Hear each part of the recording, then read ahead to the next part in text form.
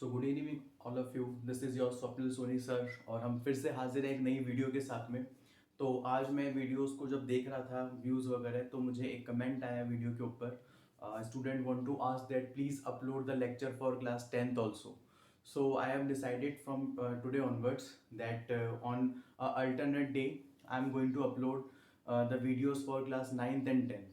So don't wasting the time so much. So from today onwards I am going to start the lecture for 10th class also, and we are going to start from chemistry section. तो आज जो है हम लोग lecture start जो करने वाले हैं, बेसिकली ये क्लास 10th का टॉपिक है। क्लास 10th में हमारे पास में जो है 3 सब्जेक्ट्स का फॉर्मेशन होता है साइंस के अंदर। हम जानते हैं chemistry, biology and physics. 4 chapters we have from chemistry, again 4 chapters we have from biology, and again if I'm going to talk about the physics section, so we have a 3 core and one of about human eye and the world. तो basically हम लोग जो है धीरे धीरे chapters को जो है स्टार्ट करेंगे 10th क्लास के अंदर। So first of all I am going to start with chapter number first, chemistry. Okay, so we have a chapter number first in chemistry, and we know that the subject that we are going through is science. So this is for class 10th. Okay, got my point? And the chapter name in the chemistry we have chemical reaction and equation. The chapter number we have chemical reaction and equations. So basically the thing is that this is so important for us. What is chemical reaction? Actually the thing is that according to the periodic table, we know that we have in chemistry a periodic table. In periodic table we have a different types of elements. So इसका class 9 पे भी आप लोगों ने जो है chapter number 4 के अंदर एक टेबल देखी होगी जिसमें KLMN शेल के बारे में आप लोगों ने पढ़ा होगा इन द प्रीवियस क्लास। ये क्लास 10th के लिए है, तो प्लीज आप ध्यान रखना उसके अकॉर्डिंग कि चैप्टर नंबर 4 आया था एनसीईआरटी की बुक के अकॉर्डिंग हमारे पास में। उस चैप्टर के अंदर हम लोगों ने जो है नील्स बोर और वगैरह इनके जो मॉडल ऑफ एटॉमिक फॉर्मेशंस थे उनके बारे में पढ़ा था, और हम लोगों ने एक टेबल देखी थी जिसमें 1 से लेकर 20 तक पीरियोडिक एलिमेंट के हमारे पास में वैलेंसी और उनके KLMN शेल और उनकी जो पोजीशन है according to their atomic number, वो सब चीजें हम लोगों ने वहाँ पे गो थ्रू करी थी। अब यहाँ पर क्या है कि केमिकल रिएक्शन का मतलब क्या होता है कि मान लीजिए कि मेरे पास में 3 तरह की चीजें होती हैं पीरियोडिक टेबल के अंदर, मेटल, नॉन मेटल और नोबल गैस। तो मेटल और नॉन मेटल के अंदर फॉर्मेशंस क्या देखा जाता है हमारे पास में कि जब भी मैं किसी मेटल को नॉन मेटल से, ठीक है, compound non metal to non metal भी हो सकते हैं, मेटल टू मेटल भी हो सकते हैं, डिपेंड करता है रिएक्टिव फॉर्मेशन के साथ। बट जो चैप्टर नंबर फर्स्ट है वो हमारे लिए इतना डीपेस्ट फॉर्मेशन नहीं है, ये एक बेसिकली इंट्रोडक्शन है जिसके अंदर हम लोगों को केमिकल रिएक्शंस जो है वो परफॉर्म होती है उसके बारे में बताना है। ठीक है, उसको किस तरह से रिप्रेजेंट करके लिखा जाता है शॉर्ट फॉर्म में यूजिंग देयर सिंबल, तो उसको हम लोग इक्वेशन बोलते हैं। उसके अलावा बैलेंस करना होता है इसके अंदर। फिर इसमें टाइप्स ऑफ केमिकल रिएक्शंस आती है जैसे कि कॉम्बिनेशन रिएक्शन है। फिर कॉम्बिनेशन रिएक्शन से जब हम डिकम्पोजिशन की तरफ बढ़ते हैं तो उसमें हमारे पास बीच में एक रिएक्शन देखने को मिलती है एक्सोथर्मिक रिएक्शन, उसके बाद में डिकम्पोजिशन, फिर डिस्प्लेसमेंट, फिर डबल डिस्प्लेसमेंट, फिर उसके बीच में आती है एंडोथर्मिक, फिर लास्ट में आती है हमारे पास में ऑक्सीडेशन रिडक्शन यानी कि रिडॉक्स रिएक्शन, और उसके बाद में sum of the other part we will take from corrosion and rancidity. This is so about our chapter number first. But today in this lecture we are going through with the only introduction part of chemical reaction and equation. जैसे कि आप लोगों ने 7th और 8th class में, आपने basically class 7th के अंदर चैप्टर नंबर 5 पढ़ा होगा एसिड बेस एंड सॉल्ट। वहां पर हम लोग एक न्यूट्रलाइजेशन रिएक्शन पढ़कर आते थे। न्यूट्रलाइजेशन रिएक्शन किसके बीच में पढ़ी थी हमने? जब एसिड को बेस के साथ में रिएक्ट करवाया जाता है तो they will form a product called salt. तो अब इसको रिएक्शन को फॉर्मेशन कैसे किया जाता है, तो मैं यहाँ पर जो एग्जांपल ले रहा हूँ उसको बोलते हैं हाइड्रोक्लोरिक एसिड। अब सबसे पहले मैं आपको एग्जांपल के साथ में ये चीजें बताऊंगा। Let and suppose I am just going to take an example here, we will take hydrochloric acid. इसको हम लोग रिएक्ट करवाएंगे सोडियम हाइड्रो ऑक्साइड के साथ, ठीक है।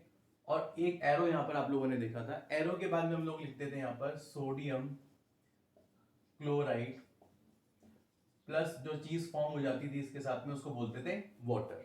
अब देखो केमिकल रिएक्शन होता क्या है। केमिकल रिएक्शन का मतलब ये है कि या तो एलिमेंट्स जो है वो सिंगल हो, मतलब HCl जैसे हमने देखा तो H और Cl ने पहले से रिएक्शन कर रखी है, तो एलिमेंट्स जब एक दूसरे के साथ में रिएक्शन करने के लिए रेडी हो जाते हैं, ठीक है। जैसे लेट एंड सपोज कि मैंने एक टेस्ट ट्यूब ली, टेस्ट ट्यूब जो है हमारे पास में केमिस्ट्री लैब के अंदर यूज होने वाला एक एपेटस है। उस एपेटस में क्या होता है, हम लोग ज्यादातर जो फिनोमिना होता है वो हम लोग यूज करते हैं ग्लास आइटम के, क्योंकि ग्लास को हमने देखा है कि वो रिएक्शन एक तो किसी के साथ करता नहीं है, प्लस हीटअप एनर्जी उसके अंदर ज्यादा एब्जॉर्ब की जा सकती है।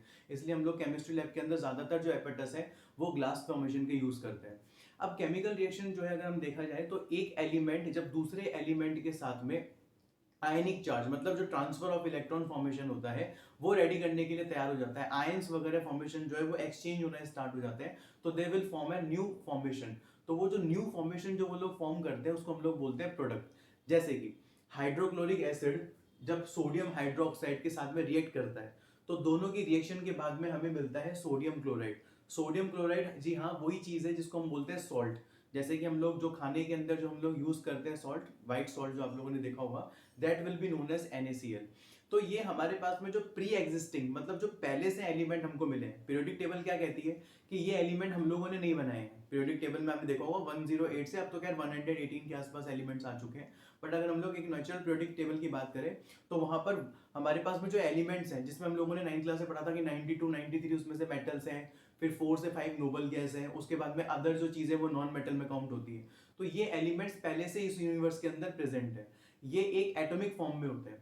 अब एटम क्या होता है हमारे पास में, atom are the non divisible unit. Non divisible unit का मतलब ये होता है कि हमारे पास में अगर मान लीजिए कि एक चौक है, उसको मैंने हैमर की हेल्प से, हथौड़े की हेल्प से तोड़ना स्टार्ट किया, तो वो 1 से 2 में, 2 से 4 में, 4 से 8 में, इस तरह से वो डिवाइड होता गया। एक उसकी ऐसी स्टेज आ जाती है जब मैं हैमर को अप्लाई कर रहा हूं या मतलब मैं हथौड़ा मार रहा हूं तो पार्टिकल्स टूटने की बजाय उसकी सरफेस पे आगे क्या हो रहा है, चिपक रहे हैं। मान लीजिए कि ये हैमर है, ठीक है, हैमर से मैंने किसी चीज को मारना स्टार्ट किया, उसके टुकड़े होते जा रहे हैं। अब टुकड़े होते होते होते होते होते एक ऐसी स्टेज आ गई कि मैं जैसे उसको मार रहा हूं तो वो टूट नहीं रहे, वो सरफेस के चिपकना स्टार्ट हो गए। इसका मतलब अगर उन सारे पार्टिकल्स को इंडिविजुअली डिवाइड किया जाए तो एक उसकी लिमिट आ जाती है जिसको अपन बोलते हैं एटॉमिक स्टेज। कौन सी स्टेज बोलते हैं उसको, एटॉमिक स्टेज। एटम इस दुनिया का सबसे नॉन डिविजिबल पार्टिकल माना जाता है जिसको हम अपनी खुली आंखों से नहीं देख सकते। जब तक वो एक ग्रुप नहीं बनाएगा तब तक आपके लिए उसको देख पाना पॉसिबल नहीं है। हम लोग देखते हैं, कई लोग बोल देते हैं कि माइक्रोस्कोप से हम लोग एटम को देख सकते हैं, बट एक एटम को देख पाना पॉसिबल नहीं है। जब तक फ्यू एटम्स का जो ग्रुप नहीं बनेगा तब तक आप उसको अंदाजे के साथ में पढ़ते हैं। मतलब हम लोग ये कहते हैं ना कि एक एटम को हम लोग माइक्रोस्कोप से देख सकते हैं, but this is not possible, क्योंकि एक सिंगल एटम को देख पाना पॉसिबल नहीं है, क्योंकि वो इतना छोटा साइज में होता है कि उसको माइक्रोस्कोप भी जो है डिटेक्ट नहीं कर पाएगा। तो इसलिए जब तक वो फ्यू एटम जो है एक ग्रुप नहीं बनाते, एक छोटा सा ग्रुप नहीं बनाते, तब तक हम लोग उस चीज को जो है स्टडी आउट नहीं कर सकते। ये चीज सबसे पहले आप लोगों को क्लियर हो गई। अब ये मेटल एंड नॉन मेटल जब हम लोग केमिस्ट्री लैब में ले जाकर इनको एक दूसरे के साथ में रिएक्ट करवाना, मतलब एक दूसरे के साथ में इनको मिलाना स्टार्ट करते हैं, सॉल्यूशन बनाना स्टार्ट करते हैं, और ये एक दूसरे के साथ में डिसॉल्व होना या रिएक्शन करना एक्सेप्ट कर लेते हैं और नया प्रोडक्ट फॉर्म करने के लिए तैयार हो जाते हैं, that phenomena is known as chemical reaction. उसको हम लोग बोलते हैं केमिकल रिएक्शन। अब इसके अंदर सबसे बड़ी बात क्या होती है, जिन दो चीजों को, दो या दो से ज्यादा, मैं फिर कह रहा हूं, आप अगर दो लोगों को मिलाना चाह रहे हो, अगर आपको केमिकल रिएक्शन परफॉर्म करवानी है तो एटलीस्ट कितने कंपाउंड चाहिए आपको, दो। तो मैंने यहाँ पे एक तो ले रखा है हाइड्रोक्लोरिक एसिड और एक मैंने लिखा है सोडियम हाइड्रोक्साइड, ठीक है। एक मिनिमम कितने होने चाहिए आपके पास में, दो होने चाहिए। दो से ज्यादा हो सकते हैं क्या सर, बिल्कुल हो सकते हैं, तीन भी हो सकते हैं, चार भी हो सकते हैं, पांच भी हो सकते हैं, छह भी हो सकते हैं, 10 भी हो सकते हैं, बट वो सब चीजें जो है हमारे पास में सीनियर क्लासेस की बात है। If we are going to talk about class 10 तो हमारे पास क्लास 10 के अंदर ज्यादा से ज्यादा दो रिएक्टेंट या मैक्सिमम से मैक्सिमम, अगर मैं एक एक्स्ट्रा बुक के अकॉर्डिंग में लेके चलूं, एक्स्ट्रा कोर्स के अकॉर्डिंग में लेके चलूं, तो 3 रिएक्टेंट्स। अब रिएक्टेंट्स क्या होते हैं, जैसे मैं बताता हूं, आप लोगों ने एक ये लिया, इसको बोलते हैं ए, ठीक है, और प्लस का साइन आ गया बीच में, क्योंकि आप इन दोनों को एक दूसरे के साथ में क्या करना चाह रहे हो, मिलाना चाह रहे हो, रिएक्शन करवाना चाह रहे हो, तो उसके लिए कौन सा साइन आता है, प्लस का। तो ये दूसरा वाला क्या हो गया, बी। ए प्लस बी क्या फॉर्म हुआ, सी प्लस डी। बात समझ में आ गई। ए कंपाउंड ने बी कंपाउंड के साथ में रिएक्ट किया, रिएक्शन इन दोनों ने एक्सेप्ट करी, आयंस इनके एक दूसरे के साथ में एक्सचेंज हुए, उसके बाद में इन्होंने कितने प्रोडक्ट फॉर्म करे, दो। तो जिन लोगों को आप रिएक्ट करवाकर नई चीज फॉर्म करना चाह रहे हो, जिनकी हेल्प से आप नया कुछ बनाना चाह रहे हो, आप चाहते हो कि उन दोनों के साथ में आने से कोई नई चीज फॉर्म हो, दो या दो से ज्यादा, नहीं सर मैं तो 3 को एक साथ मिलाना चाह रहा हूँ, नहीं सर मैं तो 4 को एक साथ मिलाना चाह रहा हूँ। तो जितनी भी चीजों को आप मिलाना चाह रहे हो और आप चाहते हो कि इन सब के एक साथ आने से नई चीज फॉर्म हो, उन सबको हम लोग बोलते हैं रिएक्टेंट्स। क्या बोलते हैं? रिएक्टेंट्स। उन सब चीजों को हमारे पास क्या नाम दिया गया है? रिएक्टेंट्स। और जब ये रिएक्टेंट्स जो दो या दो से ज्यादा है एक दूसरे के साथ में बॉन्डेशन बनाने से, एक दूसरे के साथ में बॉन्डिंग करने से, एक दूसरे के साथ में रिएक्शन करने से राजी हो जाते हैं, मतलब एग्री हो जाते हैं और एक नई चीज फॉर्म करते हैं, उसको अपन बोलते हैं प्रोडक्ट। क्या बोलते हैं? Product. These are the simple topic. Chemical reaction माने मैं इस पार्टी को लेके आया, दूसरी वाली पार्टी को लेके आया, दोनों को मैंने एक साथ मिलाने की कोशिश की, अगर ये दोनों एक दूसरे के साथ मिलकर एक नई चीज फॉर्म करने के लिए तैयार हैं, so that phenomena is known as chemical reaction। तो जिनको आप रिएक्ट करवाना चाह रहे हो दे आर कॉल्ड रिएक्टेंट्स, और रिएक्टेंट्स जब रिएक्ट एक दूसरे के साथ कर ले, एक दूसरे के साथ में कॉम्बिनेशन बना ले, एक दूसरे के साथ में डिसॉल्व होने के लिए तैयार हो जाए, एक दूसरे के साथ में मिलकर नया प्रोडक्ट बनाने के लिए मतलब तैयार हो जाए, कोई नई चीज फॉर्म करने के लिए रेडी हो जाए, तो they will be known as product. अब केमिकल इक्वेशन क्या होती है? अब देखो मुझे कितना बड़ा लिखना पड़ा है इसको, हाइड्रोक्लोरिक एसिड को हम रिएक्ट करवा रहे हैं सोडियम हाइड्रोक्साइड के साथ, फिर हमारे पास में फॉर्म हो रहा है सोडियम क्लोराइड। तो आप लोगों ने 9th क्लास में पढ़ा होगा, इनके सबके एक सिंबल थे। तो हाइड्रोक्लोरिक एसिड के अंदर देखो दो पार्ट में देखो इसको, हाइड्रोक्लोरिक में एक तो है हाइड्रो और एक है क्लोरिक, ठीक है। तो हाइड्रो मीन्स क्या होता है? H, और क्लोरीन का मतलब क्या होता है? Cl। आप लोगों ने 9th क्लास के अंदर पढ़ा है कि इनके सिंबल पढ़ के आए थे आप लोग। Cl को क्लोरीन बोलते हैं, Br को ब्रोमीन बोलते हैं, F को फ्लोरीन बोलते हैं, I को आयोडीन बोलते हैं, H को हाइड्रोजन बोलते हैं, O को ऑक्सीजन बोलते हैं, Au को गोल्ड बोलते हैं, Ag को सिल्वर बोलते हैं, Cu को कॉपर बोलते हैं, Zn को जिंक बोलते हैं, मैनी ऑफ देम, Ca को कैल्शियम बोलते हैं, ठीक है। इस तरीके से आप लोगों ने इनके सिंबल पढ़े थे, जो एक टेबल बनी हुई आई थी। उसके अकॉर्डिंग जब हम लोग इतनी बड़ी चीज ना लिखना चाहें कि सर ये तो बहुत बड़ा हो जाएगा, अभी तो मान लो आप लोग आपने इतनी छोटी सी रिएक्शन ली है, कल को हम लोग कंपाउंड बड़े बड़े ले लें तो उनके नाम भी बहुत बड़े बड़े हो जाएंगे, तो उसको शॉर्ट फॉर्म में कैसे करके लिखें? तो जब हम लोग इतने बड़े नाम को इनके सिंबल के फॉर्म में कन्वर्ट करके और इनको रिप्रेजेंट करते हैं, तो that will be known as equation. जैसे हाइड्रोक्लोरिक एसिड में मैंने आपको बताया H और Cl के दोनों के आने की वजह से क्या बनता है? हाइड्रोक्लोरिक। तो मैंने पूरे हाइड्रोक्लोरिक एसिड को सिंपल क्या लिख दिया? HCl प्लस सोडियम किसको बोलते हैं हम लोग? Na को, तो यहाँ पे Na लिख दो, ठीक है। हाइड्रोक्साइड का मतलब OH वाली जोड़ी, ठीक है। इसके अंदर ही बहुत सारे नेम होते हैं, वो अपन आगे डिस्कस करेंगे। अब आप देखो यहाँ पे एरो आ गया, मतलब ये दोनों क्या है हमारे पास में? रिएक्टेंट्स। क्या है? रिएक्टेंट्स, ठीक है। अब देखो क्या लिखा हुआ है? सोडियम क्लोराइड, मतलब जब ये दोनों एक दूसरे के साथ में आएंगे तो ये एक दूसरे को इस तरह से ब्रेक करते हैं, एक दूसरे के कांटेक्ट में आने की वजह से, क्योंकि यहां पर हमारे पास में Na प्रेजेंट है। कौन प्रेजेंट है? Na का मतलब सोडियम। बस अभी एक हाल फिलहाल के लिए एक बार आप अपने दिमाग में ऐसे बिठा लो कि सबसे रिएक्टिव एलिमेंट, मतलब जो बिल्कुल वर्गेसली रिएक्ट कर सकता है किसी के भी कांटेक्ट में आने से, बस उसको बस कांटेक्ट में लाने की जरूरत है, लाते ही वो अपना काम करना स्टार्ट कर देगा, अपने आप से रिएक्शन करना स्टार्ट कर देगा। वो पूरे फॉर्मेशन के अंदर जिसका नाम है वो है सोडियम। सोडियम और पोटेशियम, ये दो चीजें होती हैं। सोडियम का जो साइन होता है वो होता है Na, और पोटेशियम का साइन होता है K। ये दोनों इतने वर्गसली एक मतलब रिएक्शन के लिए रेडी हो जाते हैं कि हमें कुछ करने की जरूरत नहीं है, बस इनको छोड़ दो, ये छोड़ते ही अपने आप दूसरे कंपाउंड के साथ में रिएक्ट करना स्टार्ट कर देंगे। तो अगर मैं किसी भी कंपाउंड के सामने वाली पार्टी के अंदर Na लेके आ रहा हूं, इसका मतलब मुझे कुछ करने की जरूरत नहीं है, ये अपनी बॉन्ड को इसके साथ तोड़कर और इसकी बॉन्ड को भी तोड़ेगा, तो खुद इसके ऊपर चार्ज कौन सा आएगा? प्लस, OH पे आ जाएगा माइनस, सिमिलरली H पे प्लस, Cl पे माइनस। ये चार्ज प्लस और माइनस कैसे आते हैं ये भी मैं आपको आगे के लेक्चर में बताऊंगा, अभी सिर्फ एक बार देख लो कि इसको इक्वेशन के फॉर्म में कैसे लिखते हैं। तो Na किसको ले जाएगा? Cl को, और बाकी ये H किसके पास चला जाएगा? OH के पास। Na को, तो Na किसको ले गया? Cl को, तो ये हो गया सोडियम क्लोराइड, ठीक है।